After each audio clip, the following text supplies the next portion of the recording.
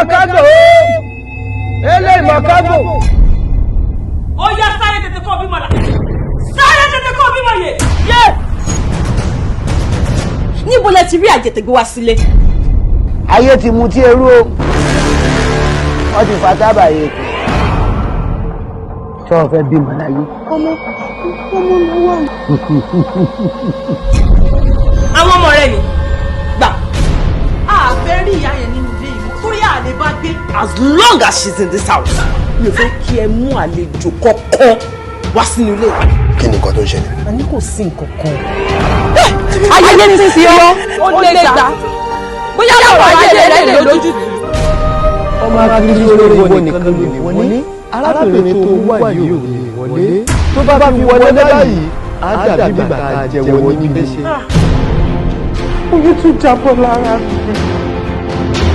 Ẹ dọ́gbọ̀ ẹ dá lóhùn o. Mọ́yọ̀! Ẹ jẹ́ bí oníṣẹ́ ẹ̀ náà má jẹ́ bí oníṣẹ́ o. Ó lójú inú láti rí nǹkan táwọn ò. Ìyá mi o, ẹ lọ sí inú yín ká ẹ mọ́ gbóhùn ẹnu mi.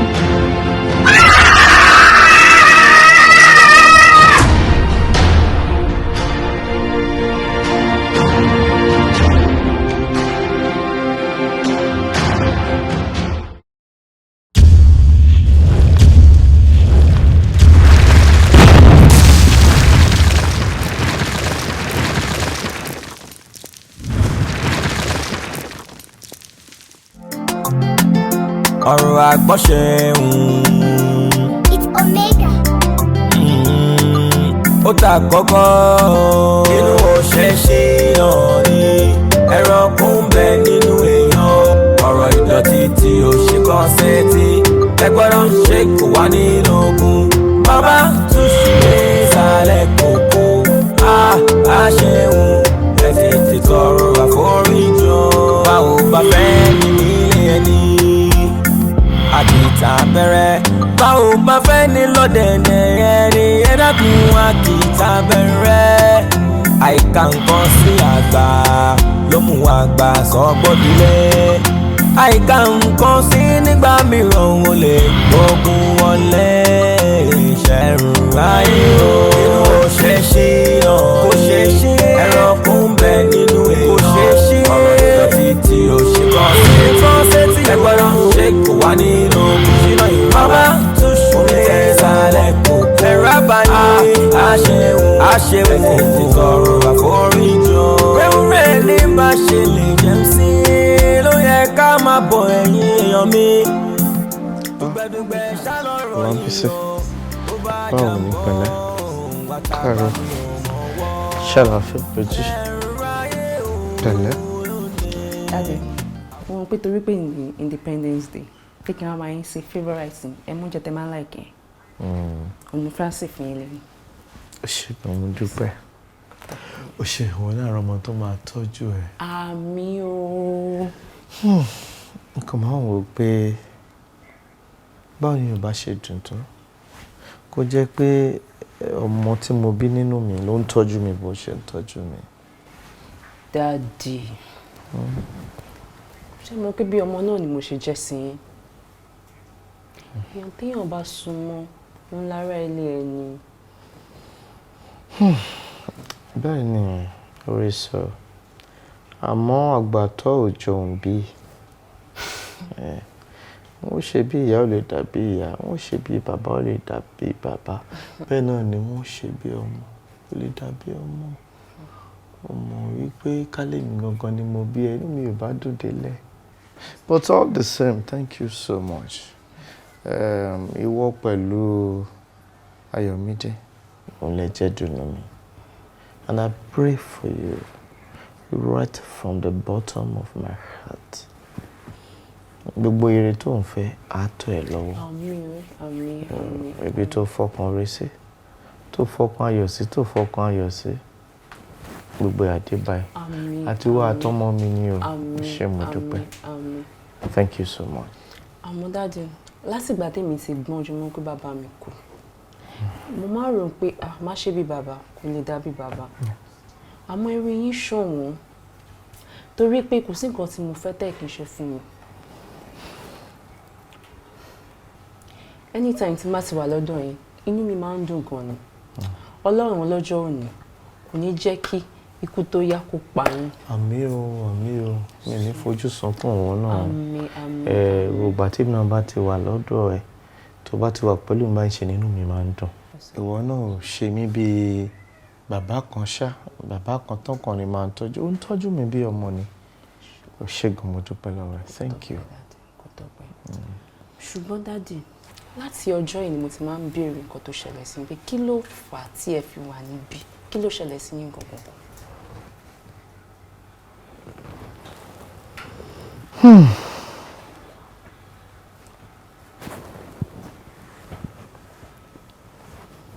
Ọlábísí.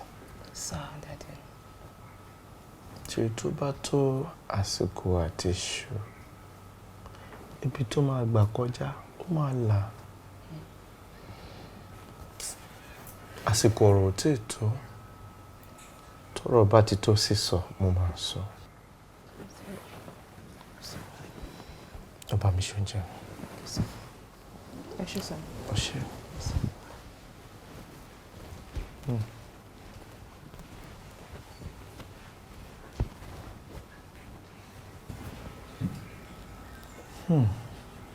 Ó ṣé o, Ọlọ́run tó bá mi fọmọ kan pamọ́ síbí tí kì í bá ṣe bẹ́ẹ̀ bóyá mi bá ti gbé nǹkan jẹ.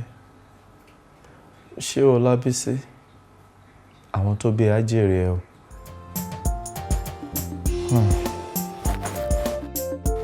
Do you know that life can be very funny sometimes?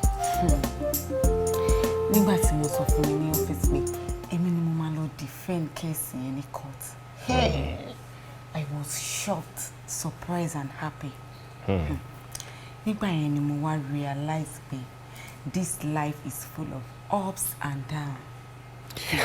My point exactly. This life is full of ups and downs. I mean, Thomas sọ fún Chief Gbade ní 3 years ago in pé ìwọ yìí ló máa represent in court. I trust he must have laughed his ass out by then. Shock of my life. A man who openly rejected me, that I am not qualified to be his complaint lawyer. Ló wá padà wá, ló wá ní case, tó wá di wípé lawyer ò lè handle case ẹ̀, tó ní láti withdraw. Life now brought him back to my firm. You know what? I really wish to see the look on his face when he realized that you're the one representing him. I swear. Well, nígbà tí wọ́n rí mi, ó kàn bẹ̀ mí náà ni. Ó ní kí n má bínú, gbogbo nǹkan tó ń ṣe fún mi o, kí n ṣáàjò o, kí n dáríjì òun, kí n ṣáà mọ gbogbo ọ̀nà tí mo máa dá, tí mo máa fi mú òun kúrò nínú problem tó wà. Nígbà yẹn ni mo ṣẹ̀ṣẹ̀ wá mọ̀ wípé kò sí àṣegbé láyé. Very true. You can say that again and again and again. Kò sí àṣegbé. Àṣepamọ́ ló wà. Wọ́n ti ní kò sí nǹkan tí ẹ̀dá bá ṣe láyé, anything tó bá ṣe lénìí, trust me, it's going to have great impact in what your tomorrow will look like. So any position téèyàn bá wà, either you're big, small, don't ever in any way, whatever position tó bá wà, ká ṣáà máa ṣe dáadáa. Anyways, that's aside. So báwo ni, ṣé eventually bá Daddy sọ̀rọ̀ as agreed? Nope, I was unable to talk to him, but mo bá Bísí sọ̀rọ̀. Okay. Ó dẹ̀ sọ pé wọ́n wá okay, but èmi náà wá later pé wọn. Ó dà kan ti fẹ́ máa sọ mẹ́rin kan pé kí n fún wọn lè kí n má disturb wọn. That's okay. Èmi náà máa try láti yọjú sí wọn lọ́la náà. Tí n bá ní kí n pè wọ́n sìn náà. No. Má pè wọ́n sìn because wọ́n ti máa sùn báyìí. Tó bá dẹ̀ pè wọ́n kọ́ọ̀lẹ̀ ló máa jẹun mọ́ ọ̀dẹ̀ nílé sùn.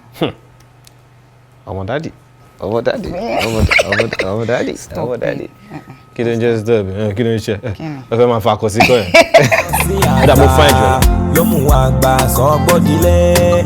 Àìká nǹkan sí nígbà mélòó mo lè gbógun wọlé. Ó yá kọ́.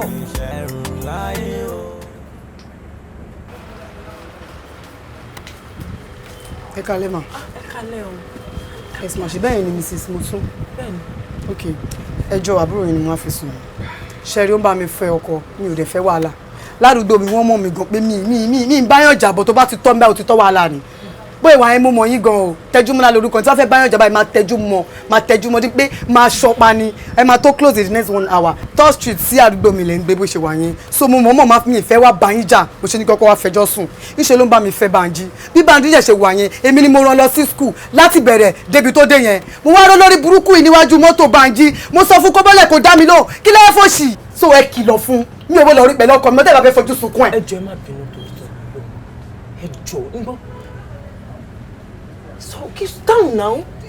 ó fẹ́ sọ̀rọ̀ kò dé ní da fún ẹ mi ò bó lórí burúkú. ẹ jọ̀ọ́ torí tọ́lú. ẹ jọ̀ọ́ àbójáwé ó tún fẹ́ sọ̀rọ̀ tó bá ti bí ẹrẹ jẹ́ kí n rí ẹ̀bẹ̀ lọ́kọ mi ṣó ló ṣe eré wọn ò fẹ́ ẹni bá yẹn sọ̀rọ̀ sí mi kẹ́fà èso yàwó rẹ ni.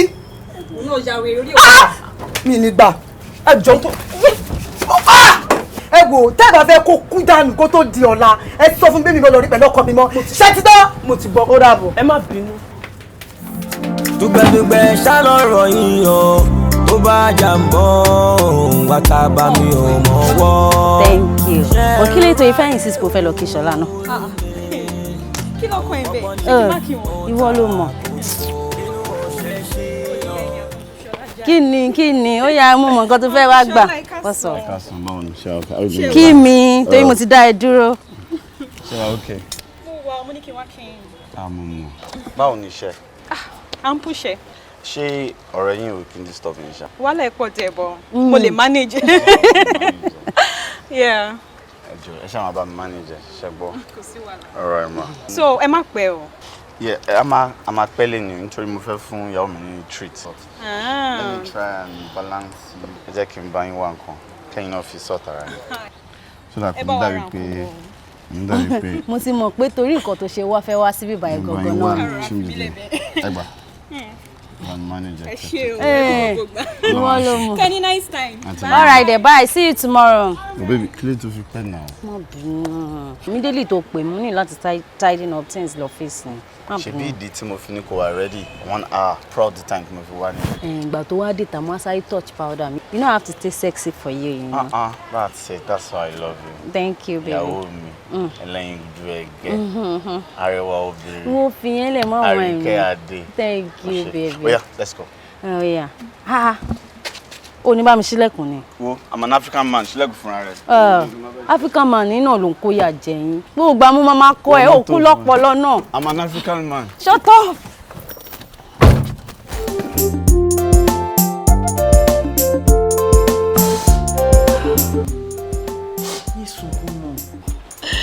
Crying would not solve anything. Ìjọ́ wo ni mo fẹ́ ṣe lé ìdàbà ìtòrí ọ̀nà? Ó ti sún mi mọ́ mi.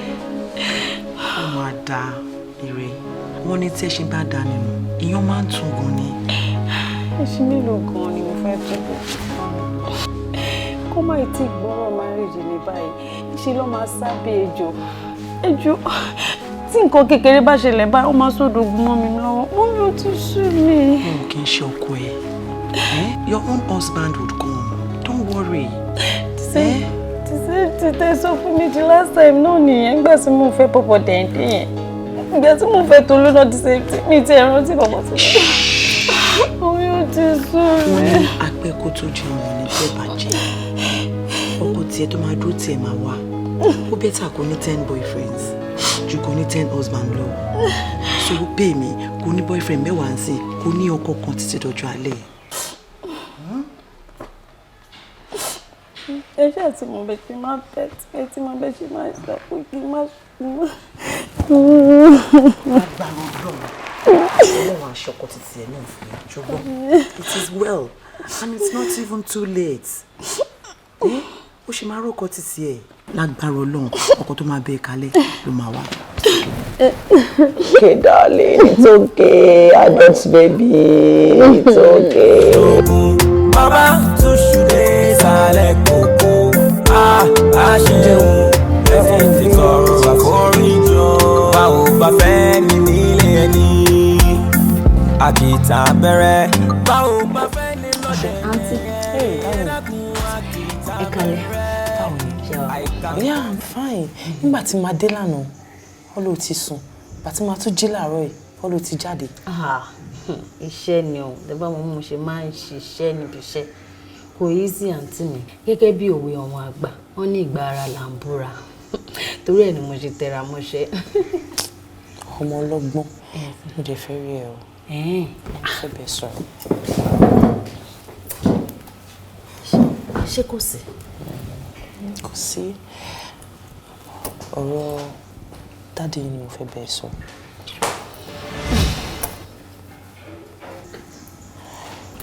Ó ti ẹ̀dá tí wọn náà wà ń bí báyìí. Ṣé ò ń gbọ́ mi? Yes ma, yes ma. Kí ló ṣẹlẹ̀? Mo fẹ́ kẹ́ dáríjì popsi yín. Really and truly. Ṣé mo pé Bible gan sọ fún wa wípé honor your father and your mother so your days can be long. No matter nǹkan tí wọ́n bá lè ṣe fún yín. I want you to forgive and forget. Please. Ẹ wò, gbogbo nǹkan tẹ́ ẹ̀ ń sọ yẹn bóyá ẹ mọ̀ nǹkan tí dáàdì ṣe. Kò máa ń ṣe nǹkan kékeré ló ṣe. Ṣé tójú mi bá kúrò ńbẹ̀, ṣọ́kàn mi máa kúrò ńbẹ̀ ni? Ẹ wò, mi ò fẹ́ rí wọn rárá. I can't even stand them. Ẹ wo small mummy fọ̀rọ̀ dáàdì sílẹ̀. Past tense ni gbogbo yẹn jẹ́ ká face future nísìn. Yes. No. Ẹ wò, ẹ kàn imagine pé nǹkan kan ṣẹlẹ̀ sí dáàdì yín nísìn. Ọlọ́run má jẹ́ o, nǹkan kan ṣẹlẹ̀ sí wọn. Bóyá kí ó kú. Kí ló wá fẹ́ ṣẹlẹ̀? Ẹ wò sis. Okay. Ẹ wò, really and truly, bàbá yín ṣì ni bàbá yín máa jẹ́ lọ́jọ́kọjọ́. He's your father. You have to forgive him. Let bygone be bygone. Mo ti gbọ́ yín, okay, mo ti dáríjì wọn. I just don't want to see him. I can't stand him. Mi ò fẹ́ rí wọn rárá. Bó mo tiẹ̀ ti ráyè kí tiẹ̀ máa rí wọn kí. Ẹ wò sis, mo fẹ́ sáré dé store, mo fẹ́ lọ ra nǹkan mọ́ bọ̀. Ní sùúrù, ṣé ò ní jẹun ni? Mo ti dáná oúnjẹ sílẹ̀ náà. Eléèké. Nǹkan lójúmọ́ ló máa ń jẹun bó ṣe wà yẹn. Ẹgbẹ́nu sàn newscaster. Ẹ wò mí ní pẹ́ tí bá dé màá wá jẹun. Ṣó ń diet ni? Yeah, I'm dieting. Ewúrẹ́ ní bá ṣe lè jẹun sí ló yẹ ká máa bọ̀ ẹ̀yìn èèyàn mi. Dáríjì kẹ̀. Ọ̀rẹ́ má bàa ọ̀rẹ́ bá lóyún sọ̀rọ̀ báyìí. Kò ìdáríjì náà ló pè bẹ́ẹ̀ yẹn bíi sódéyàn kò lè yà mẹ́yẹn. Ọ̀rẹ́ kò lè work. Ẹlẹ́ṣẹ̀ gan kò lè lọ láì jìyà, ó di dandan kó jìyà ẹ̀ṣẹ̀.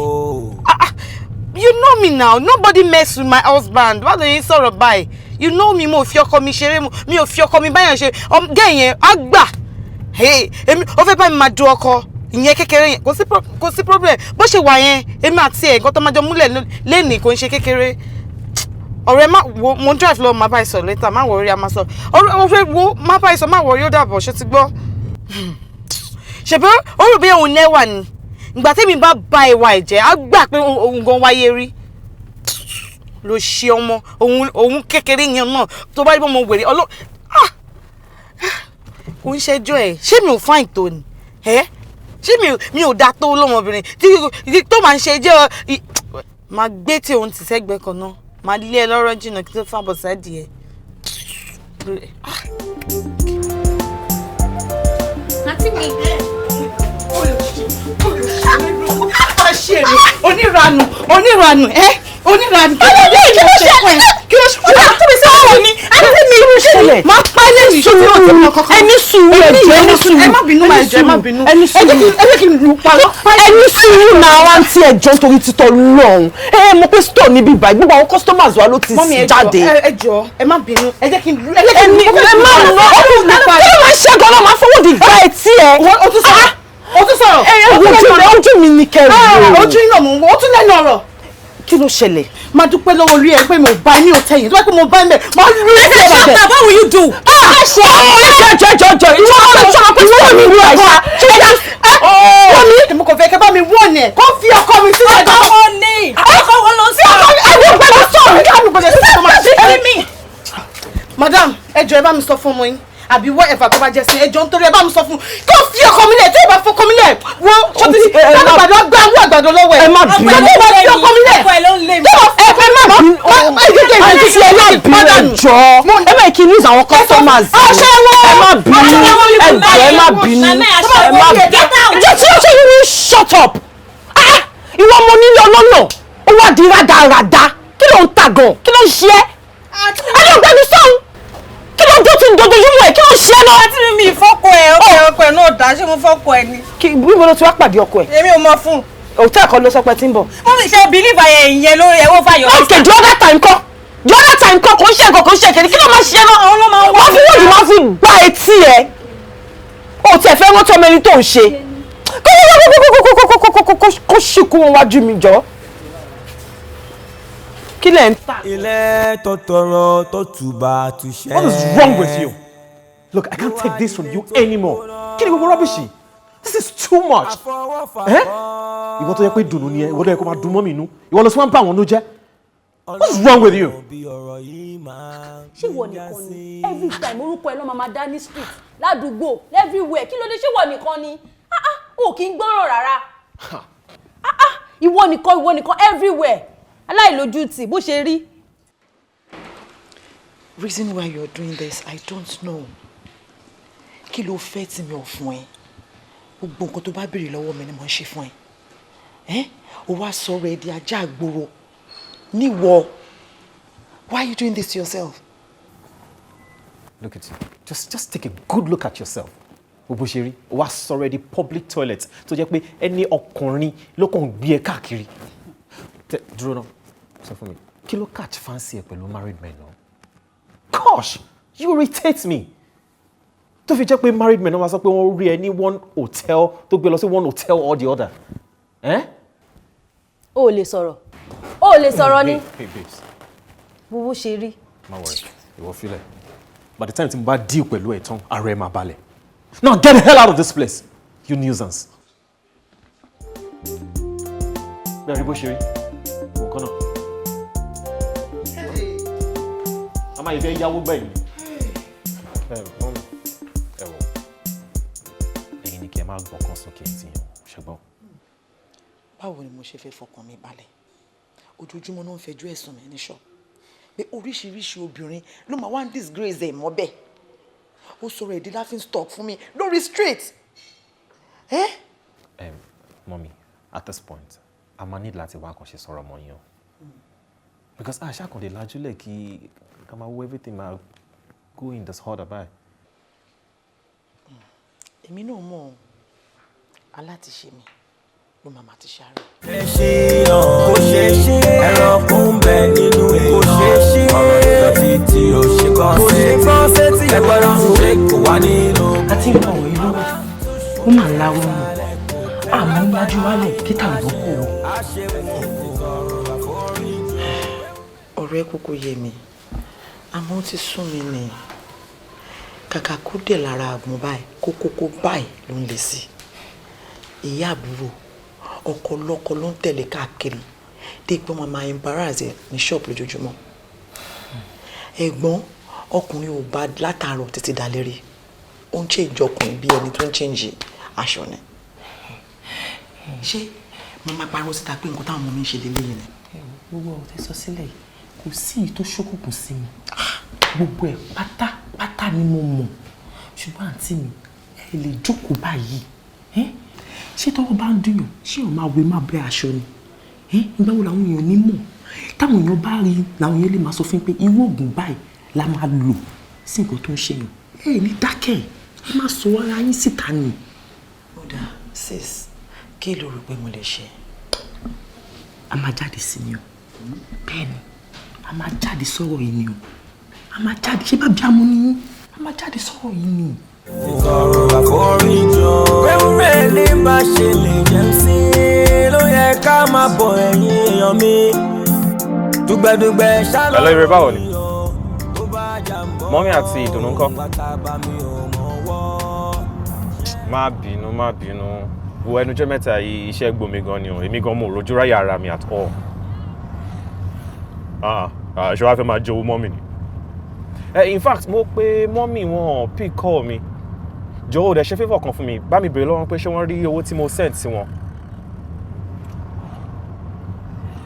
No, kò ń ṣe nítorí yẹn nìkan. Ọ̀rọ̀ dáàdì ni. Báwo dẹ̀ ni ṣó ti dáríjì wọn? Ayé òun ni àwòkọ́gbọ́n ni ó ta kókó. Inú òṣèṣì náà. Pẹ̀lẹ́, àwọn àbúrò ẹ wa ń kọ́. Dáadáa ni, gbogbo wọn wà lálàáfíà and sincerely speaking, wọ́n miss yín gan. Wọ́n miss mi. Irọ́ ló ń pa ó kàn cook yẹn up láti múnú mi dùn ni. Those girls are not missing me in any way. They actually miss you, Daddy. Daddy, anytime tí bá ń bá ìdùnnú àti Reminde sọ̀rọ̀, wọ́n máa ń feel down. They wish they could turn back the end of time and be with you, Daddy. Okay. Èmi náà ní somebody. Ṣégun, thank you. Prof, ṣé wọ́n dẹ̀ ti wá mọ̀ wípé èmi pẹ̀lú ẹ̀ ń ríra on a regular basis? No. Kò sí kankan nínú wọn tó mọ̀ pé èmi àti yín ríra. And I want it to remain like that. They shouldn't know for now until tí a máa fi clear gbogbo nǹkan tó ń rún yìí kúrò lẹ̀. Kí Ọlọ́run wá fún mi ní okun àtagbára, kí Ọlọ́run gbà fún mi kí n lè unite family yìí again. Ṣé o dẹ̀ rò pé gbogbo nǹkan tó ń rìn máa ṣe yanjú tán? Do you think I can have the whole family back together again? Is it possible to have you, your mom, and my 2 daughters with peace in a place? Bẹ́ẹ̀ni, Daddy. Kò sí nǹkan tó lọ́rùn lè ṣe. Ṣùgbọ́n nǹkan tí ò ní ṣe ló pọ̀. Bẹ́ẹ̀ni, Daddy. But èmi nígbàgbọ́ wípé lágbára Ọlọ́run, everything will fall back in places. I believe so too. Lábẹ́sí. Ó ṣé gan. Kò ṣe jẹ́jẹ́ o. God bless you. Thank you so much for always being there for Daddy. You're welcome always. God will always bless you. Amen. Daddy. Ẹ má gbàgbé láti lògùn yín o. Ṣé ti gbọ́, mo kú sẹ́gbẹ̀ẹ́ bed fún yín o. Ṣé ti gbọ́? All right, darling. Ó ṣé. Thank you, darling. Ó ṣé gan. Ṣe jẹ́jẹ́ o. Ṣé gbọ́? Ṣé owó tó wà lọ́wọ́ ẹ máa tó? All right. See you on Monday. Okay, sir. Ṣe jẹ́jẹ́ pẹ̀lú traffic o. Yes, sir. Bye. Daddy. Ẹ̀yin lọ̀rọ̀ kan bá mi ṣe o. Ẹ máa ní láti help wa, kẹ́ lè help ara yín. Because this your health issue is not getting any better. And ó dẹ̀ ń trouble mind me. Anytime tí n bá ti rò, ó máa ń fún mi lọ́gbẹ́ ọkàn. That's true, Daddy. Ṣé anytime tí health issue yẹn bá ti come up báyìí, inú ayọ̀ mi dé ò kí ń dùn. Bẹ́ẹ̀ ni inú èmi náà dẹ̀ ṣe kí ń dùn. Inú tèmi náà kì í dùn. But mi ò lè help ẹ. Because ìfúnpá mi tó ń ga kò ń ṣe fault mi. I can't just help it. Mi ò mọ bó ṣe wá. Wo, okay, my dear. Ọlọ́run ní ṣe ẹ́ lágàn. Ó máa fi inú ẹ̀ ṣoyún wàá fi gbọ́mọ pọ̀n. Ká tẹ̀ má lọ ọmọ èèyàn gan, ẹ jẹ́ ká lọ ọmọ ẹran. Kó lówó kan wà kó lẹ́ran méjì. Kó a máa tọ́jú ẹ̀ fún ọdún kìíní, ọdún kejì, ọdún kẹta, ọdún kẹrin, ọdún 5 lásán ló ti ń fún wọn lóúnjẹ. Kó kàn dé ńjọ́ kan kí àwọn ewúrẹ́ méjèèjì kọ́ dẹ̀ kọjú sí gbọ̀ngbọ̀n kọ́ dẹ̀ máa kàn tó fi sá sẹ́yìn. Kó má mọ ìdí tán fi ń kàn òun. Ẹ jọ sínú olówó ewúrẹ́ yẹn máa dùn. Ká tó wá sọ òdìdí ọmọ méjì. Ìdùnnú pẹ̀lú rẹ̀. Wọ́n kọjú ìjà sẹ́ni. Wọ́n fún mi ní ìbànújẹ́. So I can't just help it.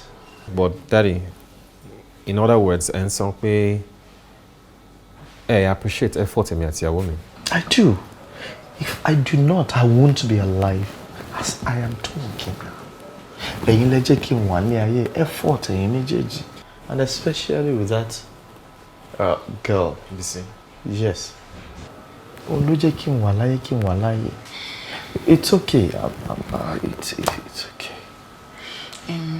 Daddy, nǹkan tó máa ṣẹlẹ̀ ti ṣẹlẹ̀. You have to let it go and move on. Ẹ̀yin náà lè ṣá máa sọ fún wa wípé òtítọ́ ló máa ń lékè.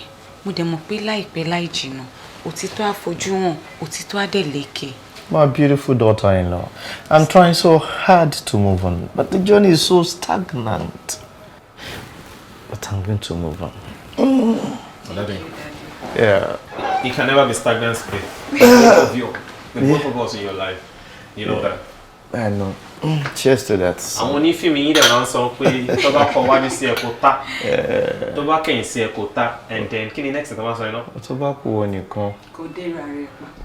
Ẹ pa mí, ẹ ṣé. Thank you, Daddy. We love you. Oh, I love you. Ohun tó ń bẹ níbi ọ̀rọ̀ yìí, ṣóhun la fojú rẹ̀. Ọ̀rọ̀ máa tìjú bá ṣe rò ó lọ. Ọ̀rọ̀ yìí wá ti bẹ́yìn yọ o. Gbogbo ohun tẹ́ra bá ṣẹlẹ̀ ni o. Ọlá ń bọ̀ wá bí ni. Ó ta kọ́kọ́ inú òṣèṣe náà ni. Ẹranko ń bẹ nínú èèyàn. Ọ̀rọ̀ ìdọ̀tí tí ó ṣe kọ́ sétí. Ẹgbẹ́rún ṣe kò wá nínú ogun. Bàbá tún ṣùdé sálẹ̀ kòkó. A ṣeun ẹ̀sìn ti tọrọ àforíjì.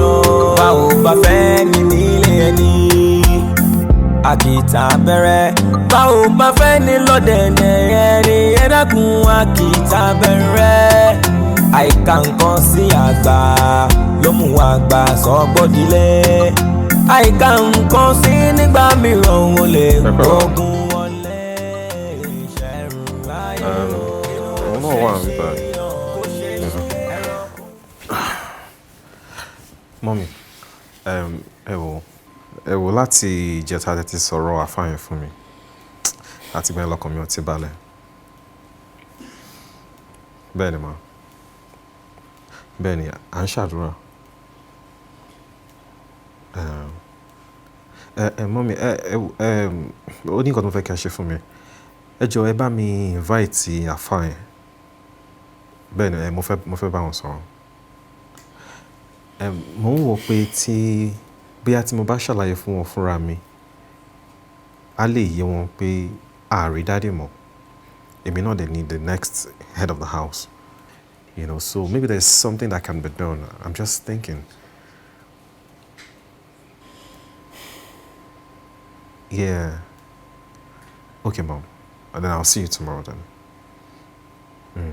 I love you, Mom. Bye.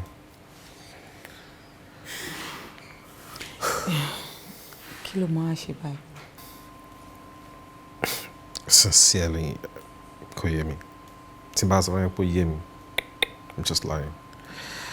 But something keeps breaking my mind that something can be done. Mo nígbàgbọ́ pé bóyá tó bá ṣe ìbáṣejọ sọ yẹn, there won't be any problem. I hope so. Bó ṣé àǹtí Ray máa wà ní ilé lọ́la yẹn ṣá? Mo mọ̀ pé weekend lọ́la. Definitely Ray ò ní lọ ibiṣẹ́. But nǹkan tí mi ń rò ni pé máa plan pẹ̀lú Mumsy. Kí Mumsy try láti jẹ́ kó wà nílé nígbà yẹn àbí kó bá wa lẹ́nu. Okay. I think that's what we'll just have to do. Because at this point in time, I don't know. But it's all good. Thank God I have you. Tí o ṣe kọ́ sétí ẹgbẹ́rún ṣe kò wá nínú ogun. Ṣínà ìrọ̀bá tún ṣùlẹ̀ sálẹ̀ kò. Ẹ̀rọ abáyé àṣewò sọ̀rọ̀ àforíjì. Wẹ́wẹ́ bá ṣe mí lẹ́sìn ló yẹ ká máa bọ̀ ẹ̀yìn èèyàn mi. Dùgbẹ̀dùgbẹ̀ ṣálọ̀rọ̀ yìí. Alhamdulillah. Ẹ dákun ìyá wa, ẹ dákun ṣojú ti pé, ṣẹ̀ṣẹ̀ ti pèlé, ṣé gbogbo ilé ti pé? Ojú ti pé, ojú òde tí ìpè náà. Àkọ́bí mi tí mo sọ fún yín pé kò ń bá mi gbé, òun ló jókòó sẹ́gbẹ̀ẹ́ yín yẹn. Bàbá wọn tí mo dẹ̀ ní ó ti kúrò láti ibi ọjọ́ yìí náà, mi ò tí ì rí wọn, àwọn nìkan ló kù. Wọ́n tó bá fẹ́ ṣe sí báyìí, èmi wàá mọ̀. Qala Rasulullahi sallallahu alaihi wasallam. Ànábì tí kí àti Ọlọ́run bẹ́ fún sọ pé man yahafu sukuta lam yakun habada. Ṣé rí ẹ̀dá tí bá ń bẹ̀rù kó wọ́n mọ̀ ṣubú lé ayé yìí, irú ẹ̀dá bẹ́ẹ̀ wallahi máa ń lé fún wọn láti dìde. Mọ̀ bí mo ṣe fẹ́ gbọ́rọ̀ ìkàlẹ̀ ìyá wa, ṣé rí kò sí májíìkì kankan tó lè ṣẹlẹ̀ ìlà àyàfi bí bàbá wọn táàrí bí bàbá ń kalẹ̀. Afa. Náà. Mo tọrọ àforíjì. Mo fi owó àtọmọ dín in lẹ́nu. Ojú ti pé. Ojú ti pé báwo náà wo ló ń sọ yẹn? Ṣé bàbá yín wà ń jókòó ní tó lójú ti pé? Mommy, mo understand. Ṣé láti ìgbà tí ìṣẹ̀lẹ̀ tó ṣẹlẹ̀ ti ṣẹ̀, tí daddy ti kúrò nílé, ó jẹ́ nǹkan tó bà mí nínú jẹ́, ó kàn mí nínú gan. Àmọ́ bàbá ẹni màmá jẹ́ lọ́jọ́ kọjọ́.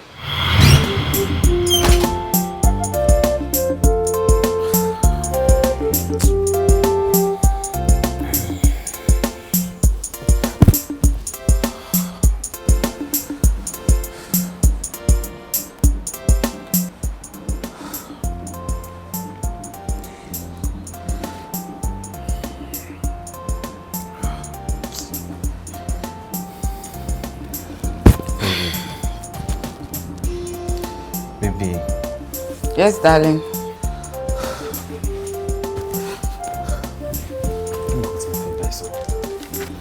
I'm listening. Láti ìgbà tí mo ti ro nǹkan náà ló ti ń kàn mí lóminú. It's been bothering me. And ìwọ nìkan náà ni mo lè share pẹ̀lú.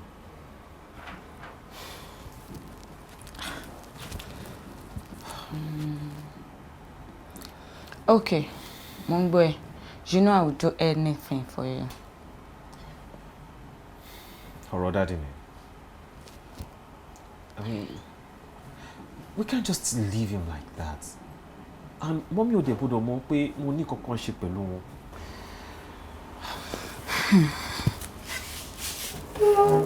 Truly, dear.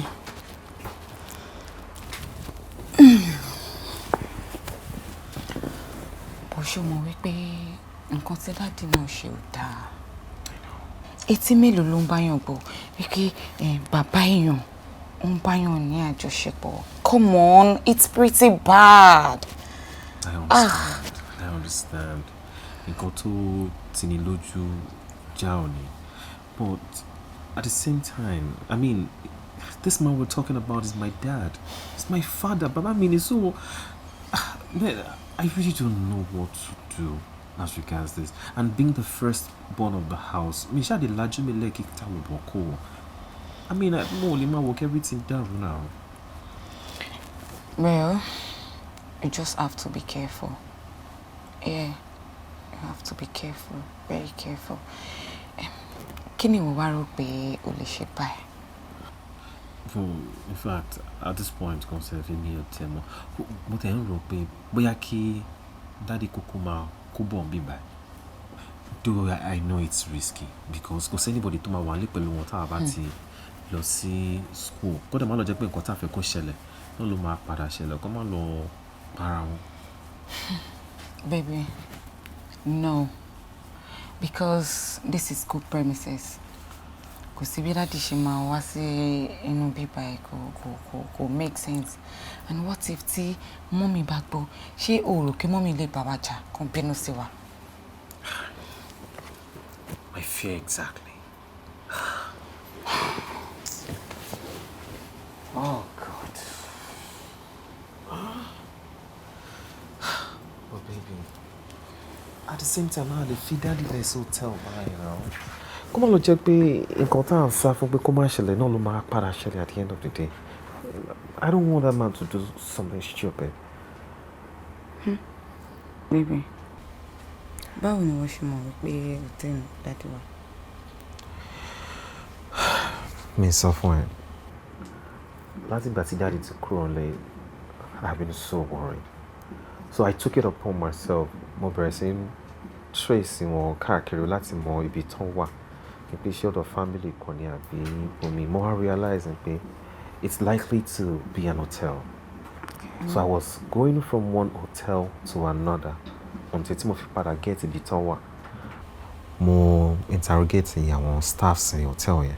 Mo bẹ̀rẹ̀ lọ́wọ́ pé kí ṣé daddy wà, mo ní pé yes, daddy mi wà ńbẹ̀. But nǹkan kan tó ń bá wọn náà lérò ni pé láti ìgbà tí daddy ti wọ hotel yẹn, not for once has my dad stepped out of that hotel.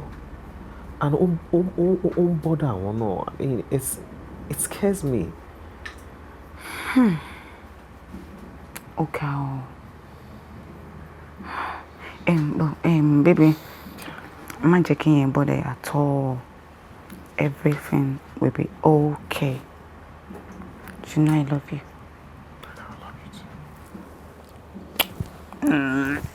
Inú òṣèṣì náà ni ẹranko ń bẹ nínú èèyàn ọ̀rọ̀ ìdọ̀tí tí ó ṣe gbọ́n sétí ẹgbọ́dọ̀ ṣe kò wá nínú ogun bàbá túṣu dé sàlẹ̀ kòkó a ṣeun ẹ tètè tọrọ àforíjì. Tiny. I'm coming. Please.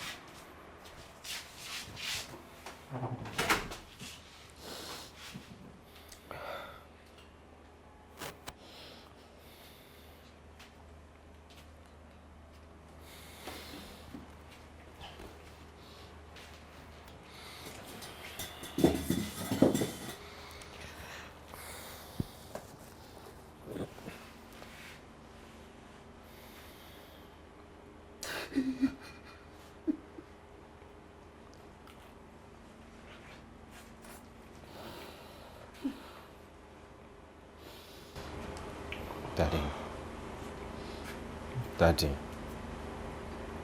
Daddy, I'm highly disappointed in you. Daddy, why? Daddy, why would you have to do this? Why? Ṣẹ́yìn tó jẹ́ pé ọ̀rọ̀ Ọlọ́run lẹ fi bọ́ wa láti kékeré. You taught us about the morals of life. Ẹ̀yin náà lẹ tó wá bá ọmọ bíbí inú yín sùn.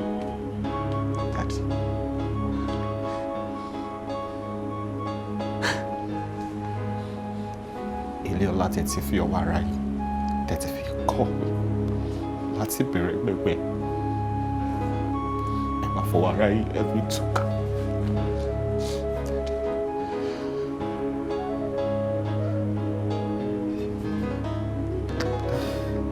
Daddy, don't go there. Don't go there.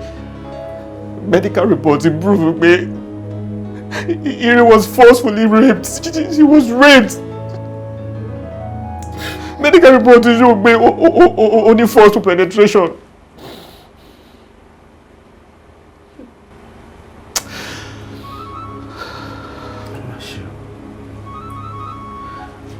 I just wish I could turn back the hands of time. You can't. I'm sorry. I just wish that I could hold you guys so that any rotor, any rotor, put up by me in Jeffrey at the war, at the yard, the company, hey, by me, came over what it. Daddy, you live by him. I have seen facts. I've seen proofs that you did it, yes. That I raped my own daughter. Jeez, I don't even want to hear that. Daddy, I don't want to hear it. Daddy, why would you have to do this now? Why now? Why? Will I lay my hands on my own daughter? Give me what they be. Ṣé wọ́n tó ń tà ní àbóbìnrin tó ń tà kí ni máa nínú ìwádìí bẹ́ẹ̀? Exactly my point, Daddy. Exactly my point. And you don't have to say anything anymore because eti bankoje jino, Daddy. Eti bankoje jino. In the first place, I'm not supposed to be here. Mommy, you put on my mommy right. So that she be alone. Do I look on? I'm even suffering, Daddy. I'm suffering. Mommy ti ń fojú wò pé ìfúnni ni máa jáde. They have to take my sisters out of the house. Daddy, I'm ashamed of myself. I'm ashamed of us. It shouldn't have been my sister. No. It shouldn't have been my sister. No, Daddy, no. No. No. Ẹ ṣe wo ni mo ṣe tó lè dóyìí tó lè fi àmì ìjẹ mí. Ó ṣe jẹ́ pé eléyìí ló fi ń jẹ mí níyà. Ẹ ṣe kí n kú ọ̀sán.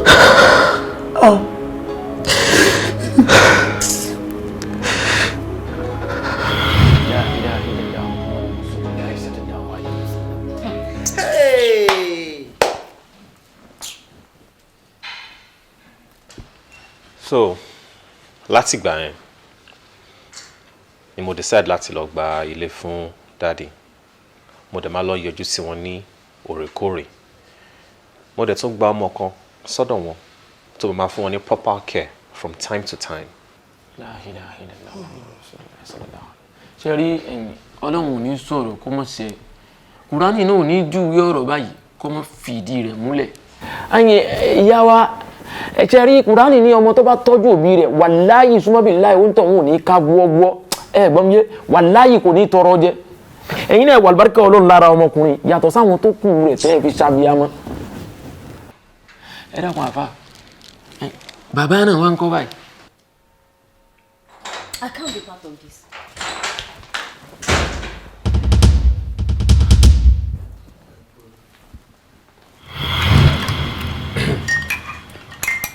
Dad.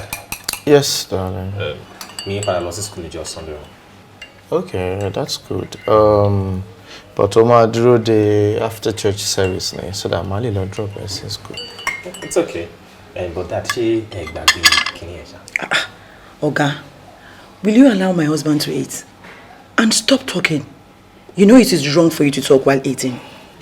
Good. Thank you. I shouldn't call you woman that you're doing. But Eduro, where are my girlfriends? Yeah, that's true. Any láti fún mi láyè láti sọ ilé. Ẹ mọ̀ pọ́n ilé sort of Africa. Omi ìpè ẹjọ́ náà rò lókè. Ó dà, lọ pè wọ́n wá.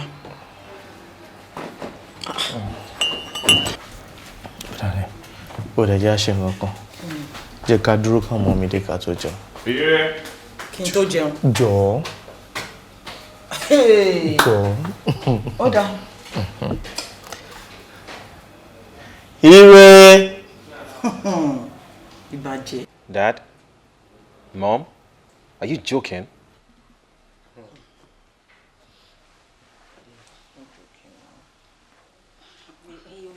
Promotion with condition. Mommy, kí lẹ máa wá ṣe báyìí? Kò sí o. Anyway, kò sí nǹkan tó kàn èmi because èmi lọ sí school, hostel mo dẹ̀ lọ straight up. Sezu, irọ́ ló pa. Ilé yìí ló ti máa gbà lọ sí school. O dúró sí hostel. Ẹ wò daddy, ṣé tí mi bá lọ hostel, ṣé secondary school ni mo ṣì wà ní. Ẹ dẹ̀ máa ní kéèyàn má lọ hostel every time. Ò bá àpẹẹrẹ lọ́mọ primary school. Jọ̀ọ́ tó bá lọ dúró sí hostel, ta ni kó máa dáná oúnjẹ fábùrò ẹ̀? Shut up. Àbẹ́ ń sọ̀rọ̀ ń gbọ́ wọn lẹ́nu. Kí ló ṣe é? Wọ́n ní o lọ sí hostel, and that is fine now. Very good. Because tí mọ́mí bá ti travel sí ìwọ ló máa dáná fún wa now. Kí nìyẹn? Look at this foodie. FFO. For food only. Kọ́mọ tó gọlọtọ̀ báyìí kó má lè dáná. Wà máa form daddy's girl. Look at you. O ṣé. Non-foodie. O ṣé. Kó má lè dáná oúnjẹ tó bá lọ lé ọkọ máa tẹ̀lé lọ máa lọ máa bá dáná. Okay, no problem. By the way, mommy, I hope trip yín ṣe kò ń ṣe very soon, sha. Very soon ni kò dẹ̀ ń ṣe very soon torí pé Monday ni màá lọ. Ó mọ̀ pé ibi tí mi ò lọ rí ni so mo láti lọ síbẹ̀ kí n lọ take care 1 or 2 things kí n mọ bíbẹ̀ ṣe rí. So I have to be there on Monday. Oh, mommy, I'll miss you. I'll miss you, baby. Eléyìí tó ti di pé everybody ti miss ara wọn báyìí. Wọ́n dẹ̀ ti take position sẹ́gbẹ̀ẹ́ daddy. Let me take position beside my love. I miss you, mommy. I want to go to hostel. You're not going to the hostel. You're not going to the hostel. miss you. Miss you. Ẹ jọ̀ọ́ ẹ ní sùúrù. Nígbà tí gbogbo yín bá mi miss ìyàwó mi báyìí, kí lẹ fẹ́ kémi oníyàwó fúnra mi ṣe? Daddy, ẹ̀yin ti wà pẹ̀lú wọn ti pẹ́ náà. Látàrí alálùmọ́lẹ̀. Ìgbà wo la wá dé? Ó dàbẹ̀, ẹ bẹ́ẹ̀ ṣe dé yẹn náà ni ẹ̀rọ aṣẹ́ wọn bá. Torí bí n ṣe máa miss nǹkan mi yẹn forever nìyẹn àjọ máa wà. Amen. Ìwọ náà tó lọ gbé kan sí ti wà ní tèmi rè, àwọn ẹgbẹ́ mi rè, ẹjọ́ máa bára yín lọ bẹ́ẹ̀. Ẹ̀rọ máa bá mi lọ́mọ, mi ò ń ṣe bẹ́ẹ̀, ẹ jọ̀ọ́, ó ń pọ̀. Àkìtà bẹ̀rẹ̀ báwo bá fẹ́ ní lọ́dẹ̀ẹ̀dẹ̀ ẹni ẹ dákun àkìtà bẹ̀rẹ̀ àìka nǹkan sí àgbà ló mú àgbà sọ́gbọ́dílé àìka nǹkan sí nígbà mìíràn ó lè gbógun wọlé ìṣẹ̀rù láyé ó ṣe ṣí ó ṣe ṣí. Báwo ni? Fine, sir. Àkúlẹ̀. Kí ló tẹ ṣí gbogbo ilẹ̀kùn lẹ́sílẹ̀? Mi ò mọ̀ pé lẹ́kùn wà ń ṣiṣẹ́ lẹ́sà. All right. Àbúrò ẹ̀ ń kọ́? Sá? Ìdùnnú ń kọ́? Ó wà lókè. No, mo ránṣẹ́. Ó sáré jáde. Kí ni wọ́n ń ṣe? Mi ṣe kankan, mo wà carried away síbí báyìí. Okay, o lè má wà carried away. Ìmọ̀ tó máa ń carry away. Anyway, tó bá ṣe tán, o máa jú sí mi ní òkè. Anyway, make sure pé o ti gbogbo ilẹ̀kùn yẹn. Màmá expect yẹn sìn kó wá bá mi ní yàrá. Oníwọ̀kuwọ̀, aṣọ ìwọ̀kuwọ̀ ló máa wọ̀ káàkiri.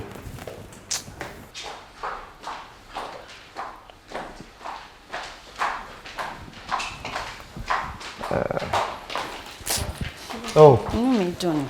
Baby girl. Pẹ̀lẹ́. Wọ́n tún. Okay, ìyá ó ṣe gan. Ó kú tọ́jú àwọn àbúrò ẹ̀. A ti fẹ́ máa lọ. Ẹ̀yin mélòó lẹ fẹ́ máa lọ? Àbúrò ẹ̀ ló tún lọ ẹ́ fún? Àwa méjèèjì ni àjọ ń lọ pẹ̀lú wọn. No, má ṣe ní in conjunction. Ṣọwọ́ separate ẹ̀, òun ò lọ. Ó fẹ́ ṣe exam. Ó ní school, ó dẹ̀ ń pariwo pé paper yẹn ó important kó òun pass ẹ̀, so ó ní láti máa kàwé lé. Ṣòmọ̀ ẹ̀ kò òun ò máa ṣe gbà láyè tó yẹn, fòkìfòkì máa níwọ̀n. Ẹ jẹ́ káàbúrò ẹ̀ máa lọ, òun tiẹ̀ òun ibi tó bá ní kó ń jókòó sí ló máa jókòó sí. Ṣùgbọ́n tó bá di next year, kò bá lóhùn fẹ́ lọ ṣe holiday ọdún kan lọ́dọ̀ ẹ̀, then it's fine, but this one. Dádì, ewu má ló máa kàwé lọ́dọ̀ wọn, èdè jẹ́ kí n tẹ̀lé wọn lọ. Ṣé mi nìkan mo máa wà lé ni? Má lọ kàwé lọ́dọ̀ wọn. Mi ò fẹ́ ìyá ẹ̀ nílé oníjó. Torí mi ò mọ èwo làbúrò òjò sọ̀rọ̀. Èwo lélẹ̀ kò sí tó jọ ṣùgbọ́n wàá lọ ń gbà mí lọ́tẹ̀ yìí, nothing like that. Ó yá lọ sókè. Dádì rí wọn lọ. Yọ ọ̀fẹ́. Máma ìlú ọmọ mi lápá. Aṣọ tó wà nínú abọ́ bàbá tó gbé dání. Wọ́n bá ń gbé jọ. Ọ̀gbọ́n má gbọ́n lọ ọmọ mi lápá jèrè. Má pẹ̀lú ọmọ yẹn o. Ṣé èèyàn nìkan ni yóò máa wà lé ni? Ó rọra máa lásẹ̀ mọ́ tiles.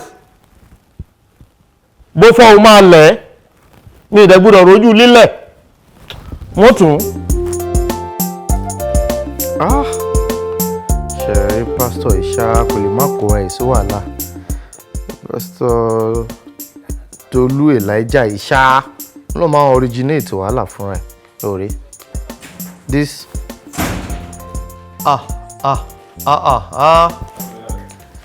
Mi ò kí ẹ wo ọmọ mi ni mo rí jèrè. How you doing? Come on. No, stand up. Thank you. So good to see you. Same here, sir. Báwo ni daddy àti mommy ńkọ́? Everybody well, okay. Good. Ṣé o dẹ̀ ṣe jọgbọ́n? At all. Báwo ni school? Adúpẹ́. Mo mọ̀ pé o ti fẹ́ ṣe tán. Pápápá owó náà ò ní pẹ́ tó máa fi ṣe tán.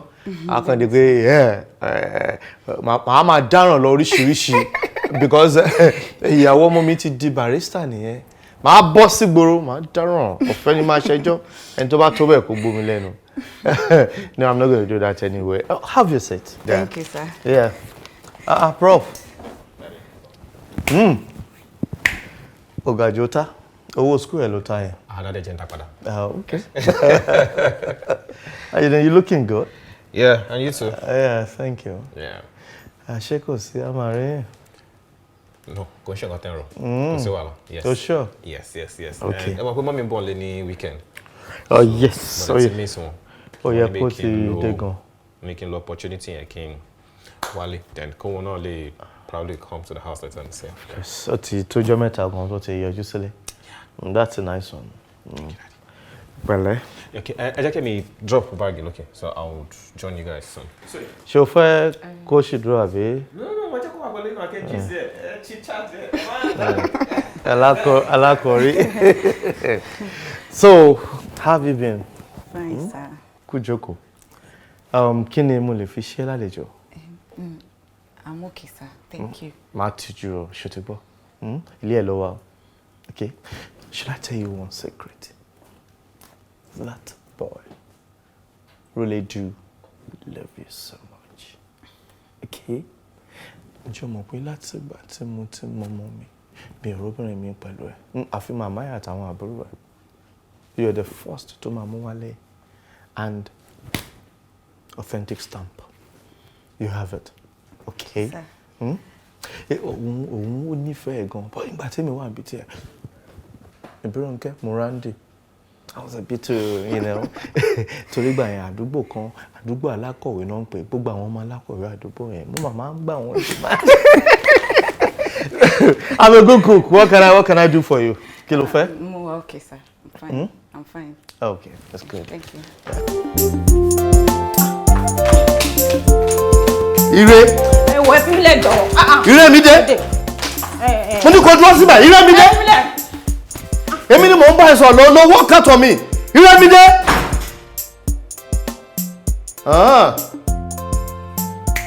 Okay. So, where are you coming from? I went to get my book from my friend. You went to get your book from your friend. Ta ló dágbére fún ìgbà tó máa kúrò nílé? How could you? Ọkàn rò pé kò sí ẹnì kankan nínú ilé, o kàn lè lọ sí ibi tó bá wù ẹ́, kó dẹ̀ máa bọ̀ nígbà tó wù ẹ́. I'm sorry. It's fine. Orúkọ tá máa sọ ọmọ ẹni inú ẹni ló máa ń gbé. Go and attend to that. Ẹ̀kan kúrò nílé, ẹ̀kan lọ bí ẹni pé ńṣe ni ò sí òǹlé. Lọ collect book. Mommy! Hey. Welcome, ma. Hi, darling. My own personal angel is back. Oh, darling. How are you, baby? How are you doing? Yeah, we thank God though. Our ambe. Yeah, pẹ̀lẹ́. Ọkọ mi. Báwo ni? Ṣàlàfíà ni. Yeah, mo wà okay. Ohun yín tí mo gbọ́ mo ní pé kí n wá yọjú sí. Kí ló ṣọkọ mi? Mo wà okay, ma. Oh yeah, gist mi jèrè nípa trip ẹ. It was really fine. Sweetheart, kí ló ṣe rẹ? Ó ń ṣe gangan ọ̀bẹ. Ojú ẹ̀ náà kí ló ṣe? Bó ṣe ń ṣe gangan kiri nìyẹn. Ó kàn òun ló ń hùwà bó ṣe ń hùwà. Láti máa bọ̀, kí ni jíjẹ, kí ló tiẹ̀ máa ń.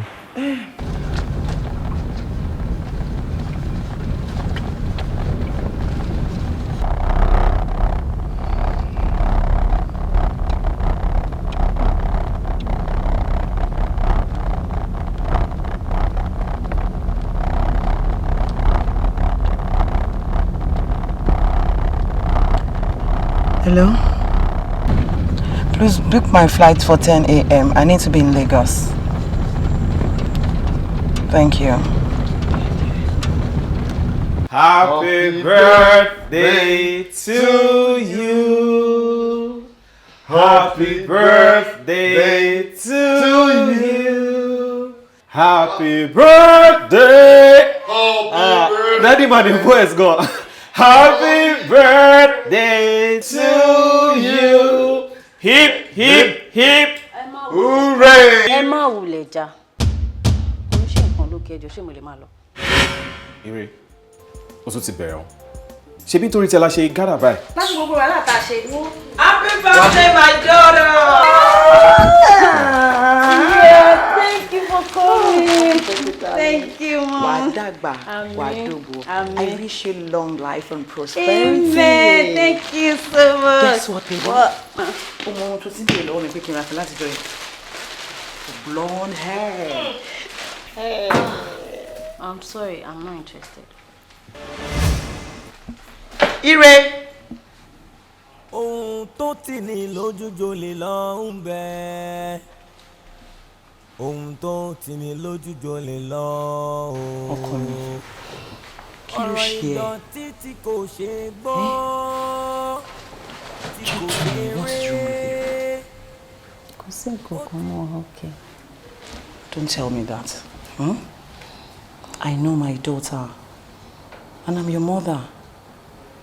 Tell me anything that is wrong. Tell me.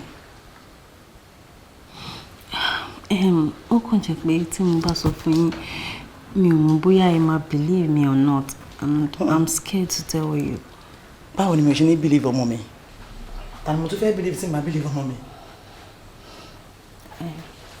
Nǹkan tó ṣẹlẹ̀ ni pé Daddy tried to abuse me. Daddy tried to abuse you? Of course. Daddy can abuse you. Ó lè bú ẹ now. Ó lè nù ẹ́ tó bá ṣẹ̀. No. Daddy fipá bá mi lò pọ̀. Shut up! Ire, shut up! I'm saying the truth. Your father did what? Even ìdùnnú gan mọ̀ sí. No, Ire. You're joking. Tell me you're joking. Wọ́n ti máa ń ṣe try láti ṣe tẹ́lẹ̀. Ire, shut your mouth! Your father did what? Abused you. Ademi ti pa mí. Ademi ti pa mí. Ademi ti pa mí. Mi ò lè parọ́ mọ́. Ademi. No. Ademi ti pa mí. Ademi has killed me. Ademi.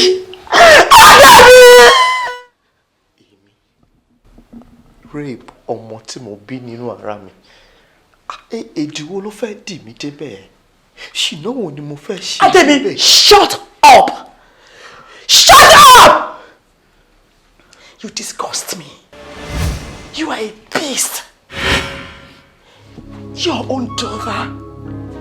Your own daughter! Ademi, listen to me well. I don't ever want to see you in my life. Don't come close to my daughters. Don't come close to my house. Ademi, I don't want to ever have anything to do with you again. I said just shut up! Don't make me do what will make me stay all my life in jail. I swear to God, if I see you anywhere close to my house, Ademi, I will kill you myself. Damn me! Ademi! Damn me! I hate you. I cursed the day I met you. Get out! Get out of my life! Go!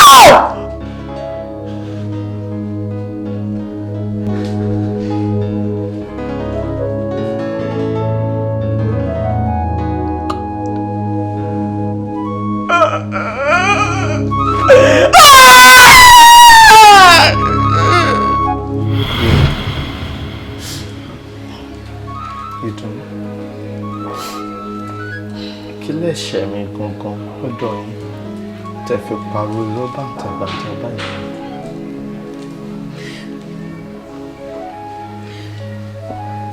I'm sorry, Dad.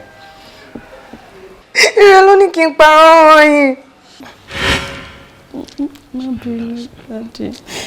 Èṣù ló lò mí, má bínú sá.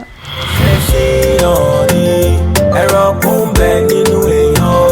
Ọ̀rọ̀ ìdọ̀tí tí ó ṣe kọ́ sétí ẹgbẹ́rún ṣe kò wá nínú ogun. Bàbá tún ṣùdé ìsàlẹ̀ kòkó. A ṣeun ẹ̀sìn ti tọrọ àforíjì. Báwo bá fẹ́ ní nílé ẹni? Àkìtà bẹ̀rẹ̀. Báwo bá fẹ́ ní lọ́dẹ̀ẹ̀dẹ̀ ẹni? Ẹ dákun àkìtà bẹ̀rẹ̀. Àìkà nǹkan sí àgbà ló mú àgbà sọ fún ilé. àìká nǹkan sí nígbà mìíràn ò lè gbógun wọlé. Ta ló okùn dúró? Èmi ni bàtà mi ní sà. Bàtà kí ló fẹ́ fi bàtà ṣe? Sà, mo fẹ́ yá ọ̀rẹ́ mi ó wà níta. O fẹ́ yá ọ̀rẹ́ ẹ tó wà ní bàtà? Bẹ́ẹ̀ni sà. O fẹ́ fi ẹsẹ̀ lásán lọ yá ọ̀rẹ́ ẹ ní bàtà níta? Bẹ́ẹ̀ni sà. Remide, báàgì tó gbé sẹ́yìn ńkọ́? O fẹ́ yá ọ̀rẹ́ ẹ náà àbí? Dájú mi mọ̀ pé mo gbé báàgì sà, mo ti wà carried away. Ok, bàtà ló fẹ́ yá ọwọ́ wà carried away ló fi carry báàgì. Bẹ́ẹ̀ni sà. Ìyẹn dà, mo ti bẹ̀rẹ̀ compose. Makeup ojú ẹ ńkọ́? O mọ̀ pé o ṣe? Dájú mi ṣe makeup. O ti wà carried away ní jẹ́ assume. Ẹ̀wù tó wọ̀ náà ńkọ́? O wà carried away ló ṣe wẹ̀wù, if not òwò ló bá jáde. Kí ló ṣe ẹ́ tó ń ṣe bí eléyìí? Ire kí ló ṣe ẹ́ tó ń ṣe báyìí? Tí kì í bá ṣe pé virgin ni mo bá yá ẹ, ńṣe ni mi ò bá sọ wípé òun ló fi ìwà ìjọ. But no, I trust my wife. Orí ọkùnrin ṣá kò má tí ì rí ẹyàn kan kó ti wọ ṣòkòtò kó wọ ṣẹ́ẹ̀tì ọ̀run ti dé. Kí ló ṣẹlẹ̀ náà? Àlẹ́gbẹ́ ẹyẹlẹ́yẹ máa ń wọ́tọ̀. Lọ́wọ́ ẹgbẹ́ obìnrin tẹ́jọ́ máa ṣọ̀rẹ́ tó àsìkò aṣọ òun lèyẹn máa ń ràn ó tí tó wọ̀ sí tó bá tásìkò yẹn èmi fúnra ni máa sọ pé ire ọ̀rẹ́ ọkùnrin dà. But for now, face your education.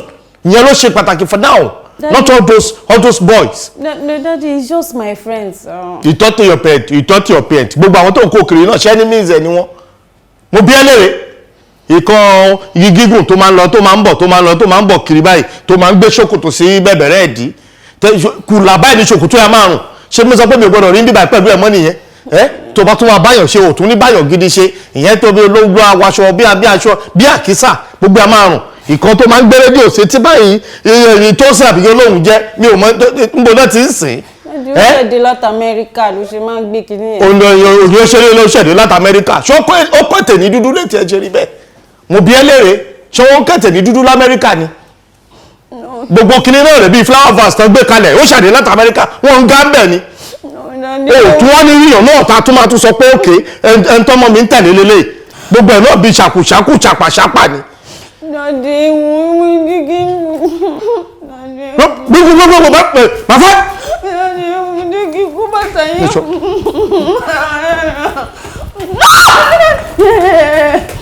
Máa sá padà bọ̀ máa sá lọ o máa sá padà bọ̀.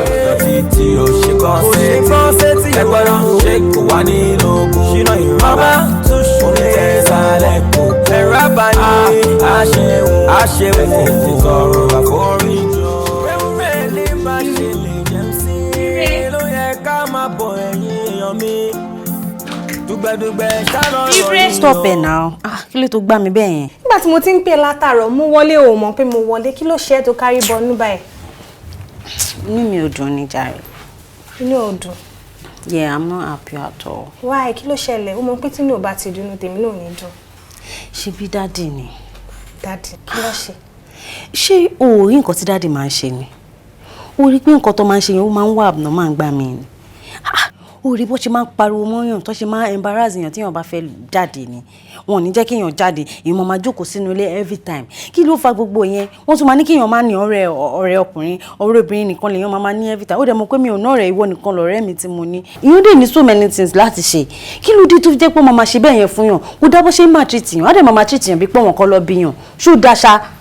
Bó ti rí ìwọ ni kọ́kọ́ ló máa ń ṣe fún now. You know that your father is strict. Wọ́n máa ń ṣe fẹ́mi náà.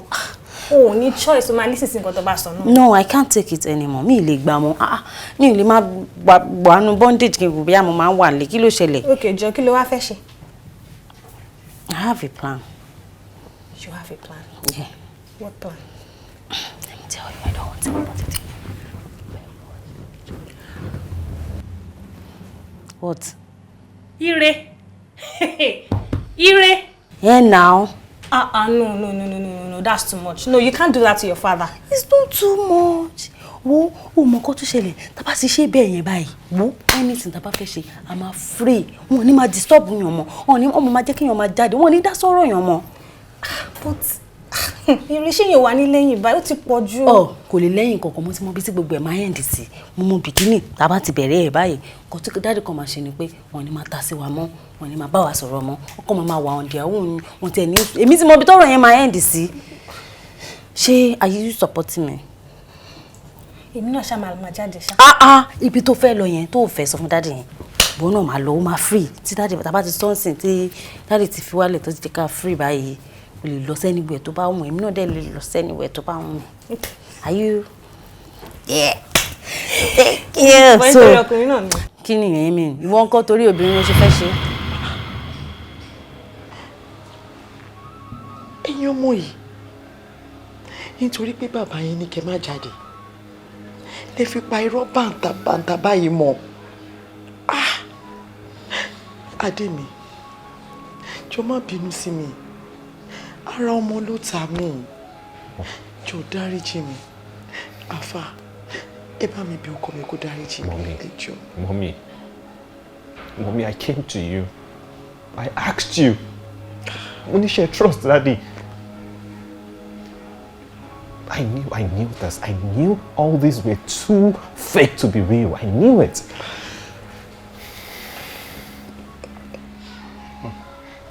Ọmọ tí mo bí nínú ara mi wọ́n parọ́ mọ́ mi. Allah akbar. Tàhálà ò ní jẹ́ ọ̀rẹ́ rẹ̀ ẹkún. Bàbá ẹkún ayọ̀ rẹ̀ ń sùn. Ọlọ́run ọba tó dá yín kò ní jẹ́ ọ̀rẹ́ ẹkún. Ṣé rí bẹ́ẹ̀dá bá ti jí kó mọ gbàdúrà kọ́lọ́run má jẹ́ kóhun ó rà kó bá. Kọ́lọ́run má jẹ́ kẹ́dà ó rà dánwò tí ó ga jẹ̀mí ẹ̀ lọ. Bẹ́ẹ̀dá bá tún wá láǹfààní àti rà dánwò ká tó máa dúpẹ́ nínú ipò náà ká máa wá gbàdúrà sọ́lọ́run pé kọ́lọ́run má jẹ́ ara dàn àdántàn ò dáa Ọlọ́run ọba ò dá yín tán ẹ dákun gbà gbogbo ẹ ṣẹlẹ̀ tó bá jẹ́ ń polódì yín ti gbé gbùrú gbàjà tó ti jásẹ̀ kí lẹ fẹ́ máa bọ́ lọ́lá jùlọ sọ bàbá kò sí nínú gbogbo kò tẹ́dà bá wà nílé ayé yìí kó mọ̀ dúpẹ́ lọ́dọ̀ Ọlọ́run ni aṣáájú ẹ̀dá Rasulullahi sallallahu alaihi wasallam ó ràdánwò kó lè tún ju ẹ̀mí ẹ̀ lọ Ọlọ́run ló ké pè nígbẹ̀yìn ńkọ́ wọ́n bá pe ànábì lórílẹ̀ ẹ̀ mọye sallallahu alaihi wasallam tí ó lọ lẹ́nu mùsùlùmí ọpẹ́ lọ́rọ̀ yín padà já sí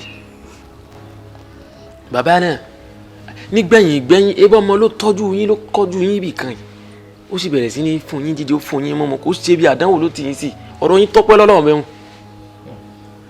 ẹ̀yìn ó tọrọ wá délẹ̀ wáyé ànábì tí ìkẹ́ àti ọ̀rọ̀ Ọlọ́run bẹ fún sọ báyìí pé mọ́ńkàsábà ẹni tí bá ń parọ́ fàlámtà hamida tí mọ̀ọ́mọ̀ parọ́ fálíyàtà bá wà mọ́ kí hádà wúmínà náà rí kírú ẹni bẹ́ẹ̀ tó bá dijọ́ ìgbéǹde àlùkìyámà kọ́ mọ̀ọ́mọ̀ lọ lè fọwọ́ ara rẹ̀ gbága tí ó fi jóná fúnra rẹ̀ nù náà ẹ̀yin làwọn ẹlẹ́sìn kejì máa ń sọ pé ìgbéni fún ẹni tí a fi rán ti ń jẹ bàbá nínú ìrìn àjò tó wà nílẹ̀ yìí amúmẹ́rí ń pé ìyà ẹ̀ṣẹ̀ tẹ́ ẹ ti ṣẹ̀ ń gbà kan rí òun lẹ́ ń jẹ yìí súnmọ́ bí láìlè àsìláhùwà. èmi bẹ́ẹ̀ ni. wípé ìyà tí mo jẹ látọwọ́ àwọn ọmọ mi ẹ̀ṣẹ̀ tí mo ti ṣẹ̀ ńgbà kan. wàláyé ẹ̀ṣẹ̀ yín lẹ́ ń jẹ. ẹ̀ṣẹ̀ wo ni mo ṣẹ̀. Allahu Akbar. Allahu Akbar. Allahu Akbar. Allahu Akbar. Allahu Akbar kabira. Allahu Akbar. Bàbá náà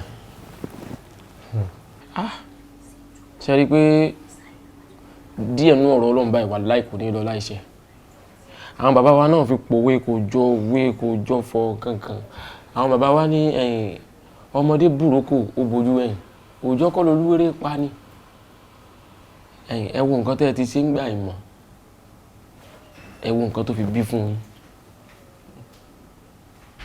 ṣe ti wá rí i pé nítorí nǹkan kan lọ́lọ́run ṣe ṣẹ̀dá nǹkan kan nítorí tẹ́ ẹ ṣe ń gbà náà lọ́hùn làwọn ọmọ yín fi ojú yín rí nǹkan tó ṣẹlẹ̀ ṣe rí i pé wọn ò mọ̀ ń parẹ́ àmọ́ nítorí pé kọ́lọ́run lè fi àwọn nǹkan kan kúnrín àjò yín kẹ́ ẹ lè bá a mọ̀ pé ẹ lọ́mọ kan bí kan ní nǹkan yìí tó fi ṣẹlẹ̀.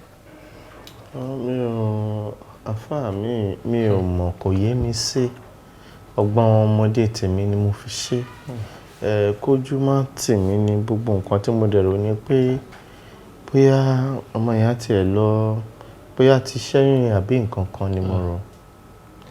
ẹlẹ́dàá ọmọ tó yẹ ẹlẹ́dàá àwọn Allah Akbar Allah Akbar ṣe wá rí ọ̀nà tó fi jẹ́ pé dandan ni kẹ́ ẹ̀ dáríjà wọn wọ̀nyí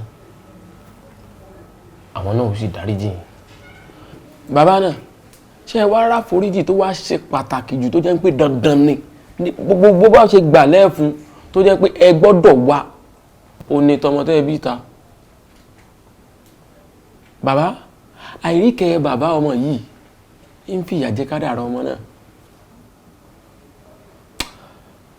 àfi kẹ́ ẹ wọ́ ọmọ yìí wàláhì yóò sì dáríjì. níbo ni mo ti fẹ́ rí i.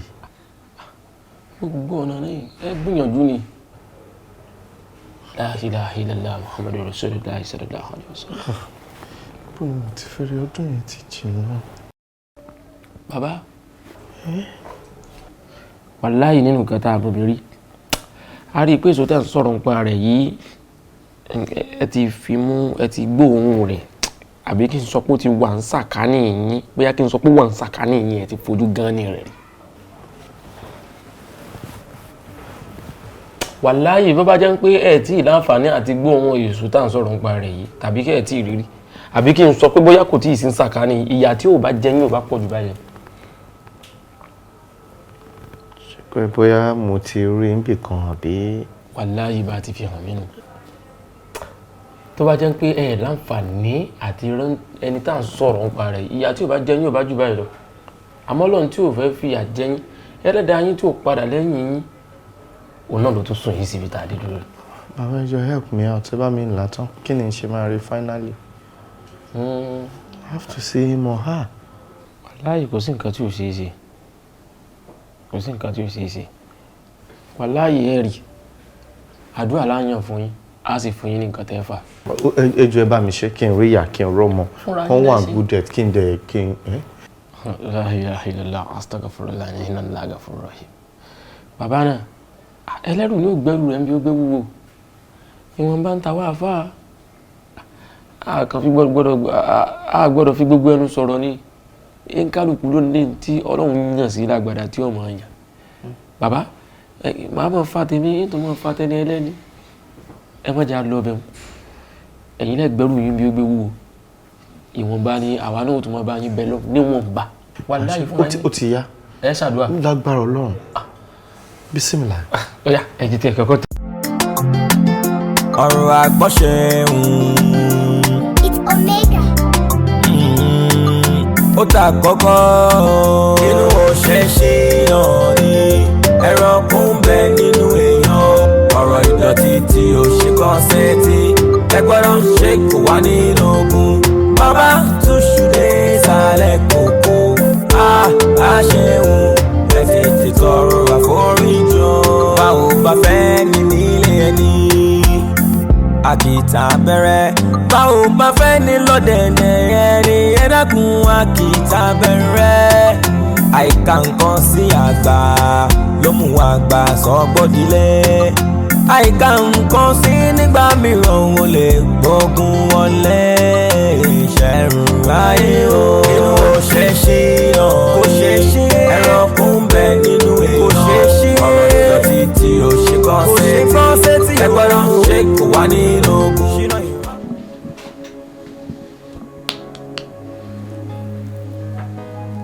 Mọ́mí Ọlábísí bàbá ẹ̀ ni. Bàbá mi. Daddy. Bàbá mi.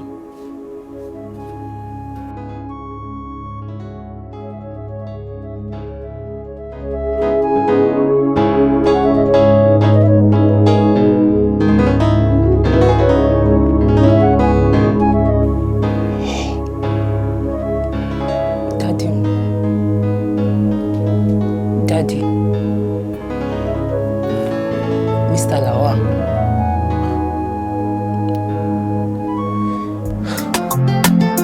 ọ̀rọ̀ àgbọ̀ṣe It's Omega. ó ta kọ́kọ́ inú òṣèṣe náà